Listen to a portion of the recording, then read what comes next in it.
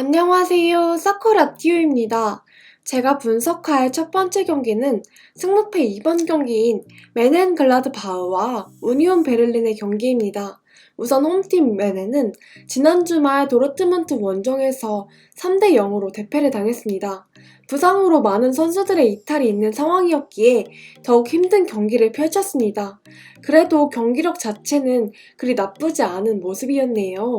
한편 원정팀 우니온은 아우크스부르크와의 홈경기에서 1대 3으로 패배를 당했습니다.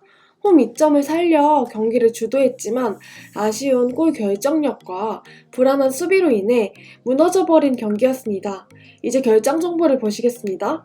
메네는 주전인 자카리아와 엠볼로, 플레아의 부상이 회복되었지만 출전 가능성이 높은 선수는 플레아뿐입니다. 새로 영입한 라자로 또한 부상으로 경기에 나서지 못하겠습니다. 한편 우니온은 겐트너와 우자가 부상으로 빠져 있습니다. 겐트너는 우니온의 핵심 미드필더이기 때문에 중원에 큰 타격이 있을 것입니다. 이제 상대 전적을 보시면 지난 시즌 각자의 홈에서 승리를 따내는 모습입니다. 메네는 우니온을 홈에서 4대1로 격파했네요. 지금부터 저희 사쿠라티오에서 개발한 그룹 분석에 들어가겠습니다. 그룹 분석은 승점과 골 득실, 기대 득점 등의 승부에 연관이 있는 요소들을 이용하여 경기를 여러 그룹으로 나누어 유사한 경기에서 어떤 승률을 기록했었는지를 분석에 참고하는 분석입니다. 예를 들어 홈팀은 그룹 A에 속할 때 매우 우세한 전력을, 원정팀은 매우 열세한 상황에 놓여있는 것입니다. 이 경기는 그룹 A에 속하며 홈팀 메넨의 전력이 매우 우세하다는 분석 결과입니다. 이제 그룹 A에 속한 양팀의 유사 경기를 보시겠습니다. 메넨은 지난 시즌 9승 1무를 기록하며 무서운 홈 경기력을 보여주었습니다. 한편 우니온은 지난 시즌 2승 6패로 원정에서 강팀들에게 굉장히 고전했네요. 우니온이 워낙 원정에서 경기력이 좋지 않기 때문에 홈에서 강한 메넨에게 패배할 확률이 높아 보이는 경기입니다. 부상 공백에도 불구하고 홈팀이 승리할 것으로 보이네요. 다음 분석할 경기는 3번 경기인 레버쿠젠과 라이프치히의 경기입니다. 먼저 홈팀 레버쿠젠은 볼프스부르크 원정에서 0대 0으로 무승부를 기록했습니다. 홈팀이 수비력에 고전하는 모습을 보였고 공격진의 컨디션도 좋지 않아 위협적인 찬스를 만들어내지 못한 경기였네요. 한편 원정팀 라이프치히는 마인츠와의 홈경기에서 3대1로 승리를 기록했습니다. 경기 내내 위협적인 장면들을 많이 만들어내며 강력한 공격력을 보여준 경기였습니다. 이제 결정 정보를 보시겠습니다. 레버쿠젠은 바엘리와 파울리뉴가 부상으로 빠져있지만 큰 타격은 없겠습니다. 반면 라이프치히는 핵심인 라이머와 자비처가 경미한 부상으로 출전이 불투명한 상황이네요. 상대 전적을 보시면 홈팀 기준 2무 2패로 지난 4년간 레버쿠젠이 단 한 번도 홈에서 라이프치히에게 승리하지 못했습니다. 이제 그룹 분석이 들어가겠습니다. 이 경기는 그룹 G에 속하며 원정팀 라이프치히의 전력이 매우 앞선다는 분석 결과입니다. 유사 경기를 살펴보시면 레버쿠젠은 라이프치히와 무승부, 미넨에게 패배해야 했습니다. 한편 라이프치히는 6승 1무를 기록하며 굉장히 강한 면모를 보여주었지만 1무가 레버쿠젠이었네요. 양 팀은 핵심 공격 자원인 하베르츠와 베르너를 첼시로 보냈다는 점에서 공통점이 있는데 그 공백이 더 커 보이는 팀은 레버쿠젠 쪽으로 보입니다. 대체 자원인 쉬크가 적응을 마칠 때까지는 득점력에 문제가 생길 가능성이 커 보이네요. 반면 라이프치히는 폴센이 나쁘지 않은 모습을 보여주고 있고 미드필더 자원들도 득점력이 있기 때문에 큰 문제가 되지 않을 것으로 생각됩니다. 양팀 모두 공격적인 전술로 경기에 임할 것이기 때문에 결국 골 결정력에 의해 승부가 갈릴 가능성이 높은 경기로 라이프치히의 승리 가능성이 높아 보이네요. 다음으로 분석할 경기는 4번 경기인 마인츠와 슈트가르트의 경기입니다. 먼저 홈팀 마인츠는 라이프치히 원정에서 3대1로 패배를 당했습니다. 라이프치히의 공격에 고전하는 모습을 보였지만 나름대로 공격에서 날카로운 장면들도 연출했던 경기였습니다. 한편 원정팀 슈투트가르트는 프라이부르크와의 홈경기에서 2대3으로 패배를 당했습니다. 무려 26개의 슈팅을 기록하며 상대를 압도하는 모습을 보였지만 수비 쪽에 문제를 많이 노출하며 패배한 경기였네요. 이제 결장 정보를 보시겠습니다. 먼저 마인츠는 쿤데와 페르난데스가 경미한 부상을 입어 출전이 불투명한 상황입니다. 모두 주전급 선수들이기에 아무래도 중원에 공백이 느껴질 수도 있겠습니다. 한편 슈투트가르트는 주전 윙어 곤잘레스와 영입생 토미가 모두 부상으로 빠지며 윙 쪽에 공백이 있겠습니다. 아스날에서 영입되며 기대를 모은 마브로파노스 또한 출전이 불투명한 상황이네요. 상대 전적을 보시면 홈팀 기준 1승 2무로 마인츠가 앞서는 모습입니다. 이제 그룹 분석에 들어가겠습니다. 이 경기는 그룹 C에 속하며 홈팀 마인츠의 전력이 조금 우세하다는 분석 결과입니다. 그룹 C에서의 양팀의 유서 경기를 보시면 마인츠는 지난 시즌 1승 3패를 기록했습니다. 한편 슈투트가르트는 전체 2무 6패를 기록하며 원정에서 굉장히 부진한 모습을 보여주고 있네요. 마인츠가 홈에서 이점이 있을 때 오히려 지는 상황이 많다는 것이 문제이지만 슈투트가르트의 원정 경기력이 너무나 좋지 않아 보입니다. 때문에 홈팀의 승리를 예상하겠습니다. 다음으로 분석할 경기는 5번 경기인 아우크스부르크와 도르트문트의 경기입니다.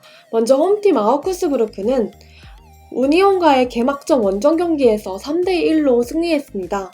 경기 자체는 우니온이 주도했지만 골 결정력에서 우위를 보이며 승리한 경기였네요. 한편 원정팀 도르트문트는 메넨과의 홈경기에서 3대0으로 대승을 기록했습니다. 경기력 자체는 메넨에게 조금 밀리는 듯한 모습도 보였지만 어린 유망주들의 활약으로 많은 득점에 성공하며 경기를 뒤집어 버렸네요. 분석에 앞서 결장 정보를 보시겠습니다. 아우크스부르크는 주전 선수의 결장이 없는 상황입니다. 반면 도르트문트는 게레이르와 토르강 아자르의 공백으로 미드필더 진에 아쉬움이 있겠습니다. 상대 전적을 살펴보시면 홈팀 기준 1승 2무 4패로 도르트문트가 매우 앞서는 모습을 보이고 있네요. 이제 그룹 분석에 들어가겠습니다. 이 경기는 그룹 G에 속하며 원정팀 도르트문트의 전력이 매우 앞선다는 분석 결과입니다. 유사 경기를 살펴보시면 지난 시즌 아우크스부르크는 1승 1무 2패를 기록했지만 미넨과 무승부를 거두는 이변을 만들어냈습니다. 한편 도르트문트는 베를린 원정을 제외한 모든 경기에서 승리했네요. 이 경기는 도르트문트가 메넨전 대승을 거뒀기 때문에 원정 경기임에도 현재 분데스리가 경기 중 가장 높은 투표율을 기록하고 있습니다. 어린 선수들이지만 홀란드와 산초의 개인 기량이 너무나 좋기 때문에 아무래도 원정팀의 승리 가능성을 높게 볼 수밖에 없겠네요. 하지만 도르트문트가 최근 원정에서 굉장히 많은 실점을 기록하고 있다는 것도 고려한다면 이변이 생길 가능성도 있는 경기로 보입니다. 부상 선수들로 인해 2000년대에 태어난 선수들이 4명이나 뛰고 있어 경기가 잘 풀리지 않기 시작하면 경험 부족으로 인해 모두 부진할 가능성도 있어 보이네요. 저는 원정 승과 무승부를 함께 가져가겠습니다. 다음 분석할 경기는 6번 경기인 빌레펠트와 켈렌의 경기입니다. 먼저 홈팀 빌레펠트는 프랑크푸르트 원정에서 1대1로 무승부를 기록했습니다.